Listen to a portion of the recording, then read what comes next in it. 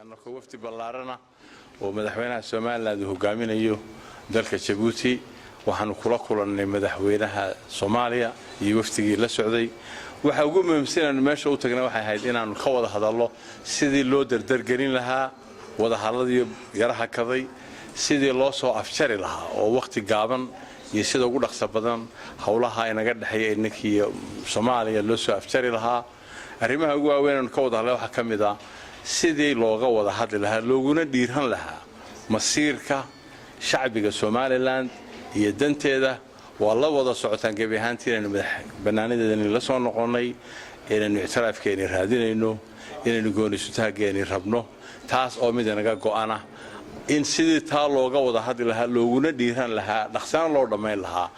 ayaa muhiimadda ugu weyn ee meesha u tagnay ahayd labada madaxweyne waxay isla garteen in arrimaha lagu dhiirado aan laga joogsan loo calal adeego waayo masiirka ummadda reer Somaliland waa mid ay goosteen shacbiga Somaliland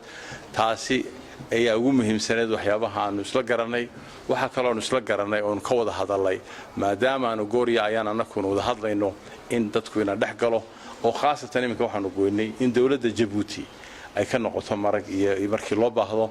waxa kale oo isla garanay waxa la yaalo wixii hore loogu heshiiyay oo hawadu ugu horeyso oo dhowr goor ka noqnoqdeen in labada madaxweyne waxay isla gaareen oo saxiixeen in la fuliyo sidii lagu heshiiyay ayada iyo waxyaabihii kale la midka ahaa in waxa la yaalo wixii dhaqaalaha horumarina dib u dhisida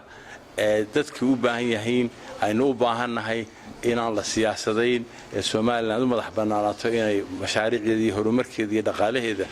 iyo wanaageeda ka shaqaysato waxyaabaha kale oo ka wada hadallo waxa kamid ah in sida ugu dhaqso badan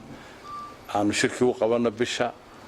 February 26 iyo 27 bar labaad sida madaxweynuhu u sheegay waxaan aad iyo aad ugu mahadnaqaynaa dawladda Djibouti shacbigeeda iyo madaxweynaheeda oo gogol weyn oo soo dhigay isu kaaya keenay ogsoonna shacbiga reer Somaliland waxay u baahan yihiin inay tahay midnimadooda gooniisutaagooda mid laga noqonayaan ahayn taas oo aanu aad iyo aad carafka ugu dhufanay una sheegnay inaan waqti inta ka badan ummadda reer Somaliland marna aan sugi karayn waqti dheer bay aan taagnayn